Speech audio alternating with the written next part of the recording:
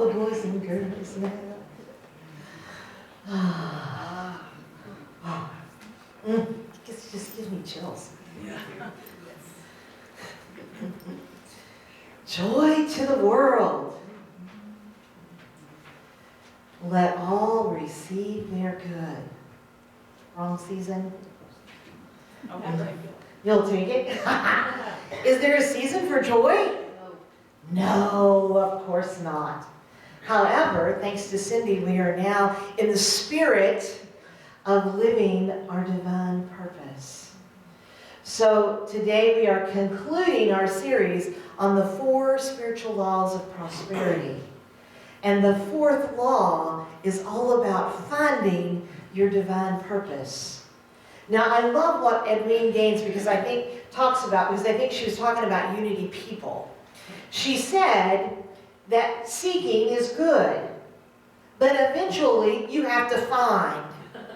And when you find it, you have to share what you have found with the world. And so really the 4th law of prosperity should be not just finding your divine purpose, but then using your divine purpose, living your divine purpose. And as I spoke with the children earlier, our compass is joy.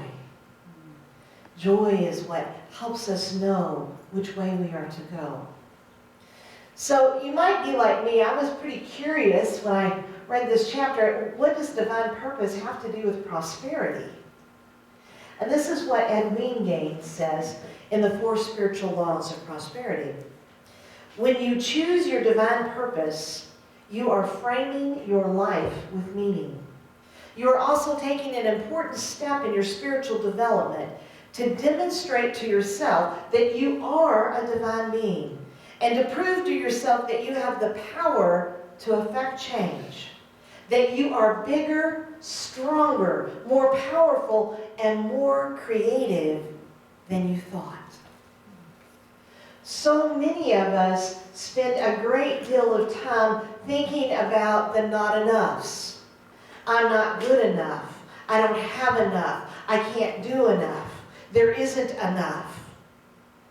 That we forget about who we truly are. And you see, when you live your divine purpose, you launch rockets of desire to the universe that says, yes, I deserve it.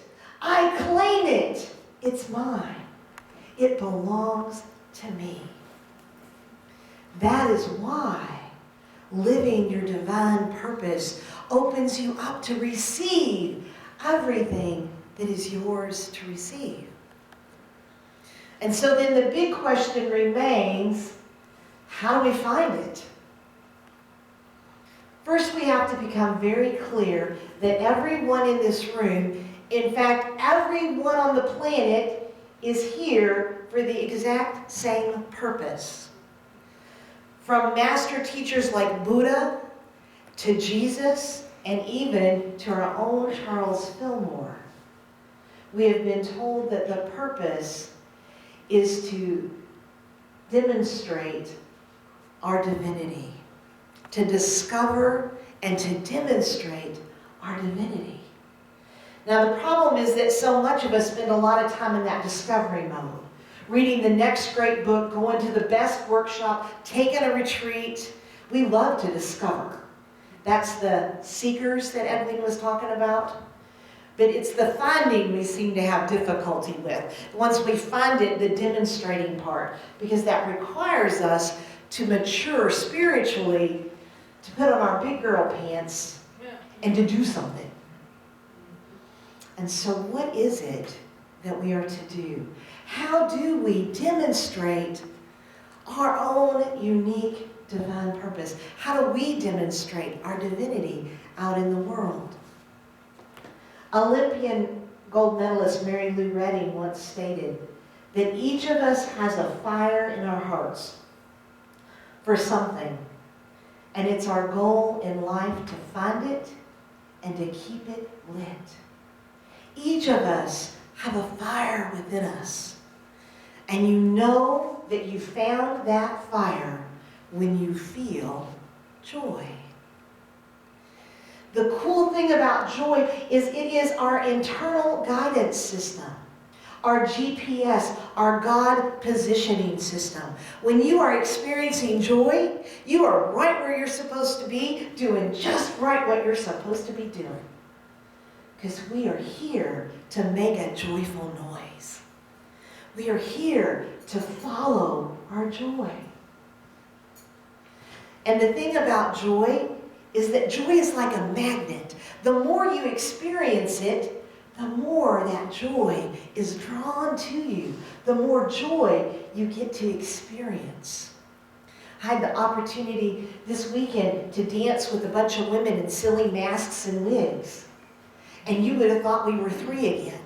There was so much joy in that room. And when we sat down, all of us talked about how much fun we'd had and how good it felt to have fun, to be in our joy. The other thing about joy is that it's contagious. It's kind of like poison ivy. It spreads everywhere once you start to itch it. But a little more pleasant. Yes, definitely more pleasant. Have you ever noticed that when you are joyful and you're expressing that joy and you're living in that moment, people get caught up in it? It spills over. It fills you up and then it spreads. Isn't there at least one person that you know that lights up a room when they walk into it? That's because their joy quota is full for the day. And they've got some to spare.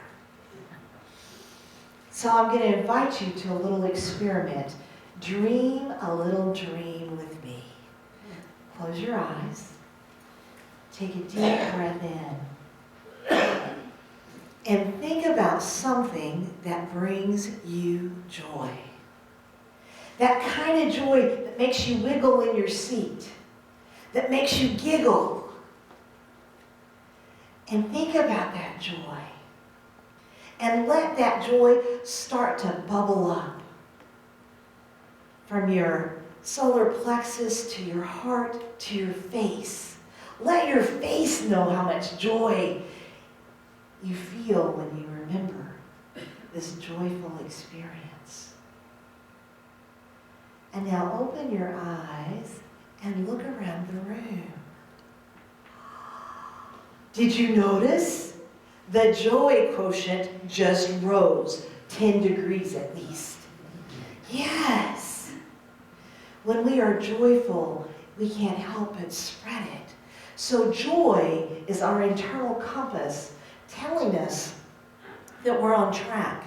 And when we begin to follow our joy, amazing things happen. Edwene talks about a woman that she worked with who decided to take up beading. And she decided she was going to make prayer bracelets like they do in the Buddhist tradition. She had so much fun making these bracelets and they were so joyful to her. And it became like a meditation practice for her. As she would string the beads, she would think of all the prayers that were going to pass through them. And it was a way for her to connect to Source. And then she would give the beads to people that she thought needed them. And that brought her so much joy. Occasionally she'd sell a few beads. She just kept making the beads because it brought her joy. And one day, a manufacturing company called her on the phone and wanted to know if they could purchase a large wholesale quantity of these beads. And she said it occurred to her that when we follow our joy, the universe always says yes. The universe will provide whatever we need to continue doing that which brings us joy, to continue living our divine purpose. As I was writing this lesson, I was thinking about other people I know who have followed their joy. And there's a family back in New Harmony, Indiana, that are very special to me. In fact, when Jane and I did our dirt ceremony, because we don't live where there's sand, I took dirt from their farm and used it in our ceremony. Jackie, the matriarch of that family, told me once that when they were living in Florida, they were all suffering from health issues, and she became very concerned and decided to take a non-traditional path to healing. And so one of the things they did was they changed their diet. And then Jackie decided that she would grow their own food, that they would start growing their own food. And what she found was that she loved to play in the dirt. I see Thelma smiling, because I know Thelma loves to play in the dirt. She loved the way the soil felt in her hands. And she had such joy when she would see those little sprouts grow into tall, strong plants. And there was so much joy in gathering the vegetables together and sharing them with the family and seeing everyone's health improve. And so she just kept following her joy. And when they moved to Indiana, she made a decision to buy a farm. Because she thought, if this is so good for my family, this must be good for other people. What if I could share it? So the first year or two, the farm kind of broke even. They went to a couple of farmers markets and shared their goods. But then Jackie started using the principles of prosperity. She began to focus on her divine purpose is sharing the love of her farm with other people. She began to do forgiveness work. She began to set goals. She began to recognize her own divinity. And an amazing thing happened. The farm started to grow. And more people began to come to her for vegetables. She started a CSA. And the first year, she sold all but 2 shares. This past year, she sold all of the shares. And she said, I knew it. When you follow your joy, everything I need is provided for me. Everything my family needs is provided for me. We were so excited the last time I was home, and we went out in the garden and we were gathering up our vegetables. A reporter came by from the local newspaper and took pictures of the farm and took pictures of Jackie and her family, and they printed this beautiful article in the newspaper about her vegetables. And then later on, someone that purchased a share in the farm did a cooking show on TV, and she mentioned Jackie's farm, which is Turning Point Farms, on that TV. I said, see, God's got bigger and bigger plans for you. We better buy up more land. When you follow your joy, absolutely anything is possible. And the universe always says yes. Always. Undeniably says yes. I shared with Jane yesterday, chuckled with her about, I saw this unfold for real in my life very recently. A couple of weeks ago, Jane and I were on a phone call listening to our gurus, Her Holiness Sai. And when we hung up the phone, I said, I want to go see Ma. You know, Jane wanted to go see Ma. I said, I want to go see Ma. And so in my prayers, I said, I want to go to Florida. I want to go see Ma. You got to make this happen. Because I know that I have such joy for serving you, but I also need to receive. And receiving for me means that I'm always open to being taught. And it also means that I have to renew and rejuvenate and be open to receiving joy from others. And so every morning over the last week or so, when I wake up and I go into my meditation space and I see Ma, I go, Ma, it's going to be so much fun to see you in December. I just can't wait. And I think about all of my friends that I'm going to get to reconnect with, and I think about the beach, and I think about the possibility of a honeymoon on the beach and the sand in December. Like, what could be more joyful than that, right?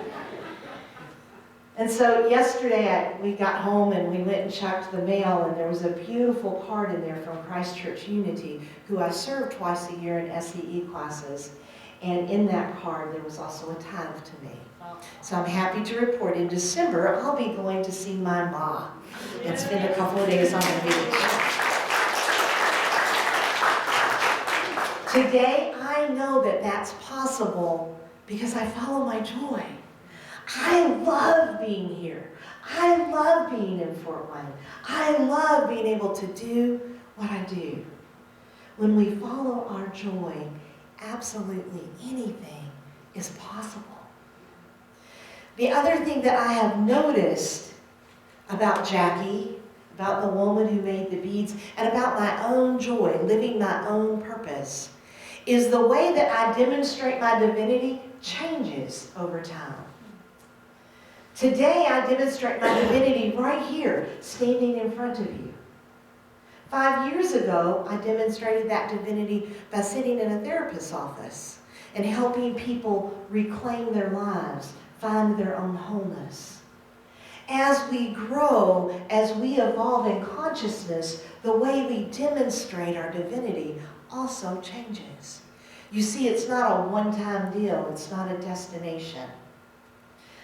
Edwene says to us that when you follow your joy, at each step, there will be a growing process when you will be given the chance to play in larger and larger arenas.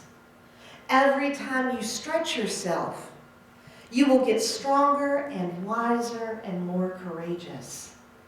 In this way, divine purpose is a process and not an end result. We are always, in every moment, demonstrating our joy, demonstrating our divine process, our divine purpose. And we do that by following our joy. So let's see if you know this one. Joy to the world, all the boys and girls now. Joy to the fishes in the deep blue sea. Joy to you and me. One more time. Joy to the world, all the boys and girls now. Joy to the fishes in the deep blue sea. Joy to you and me. Make a joyful noise. Namaste.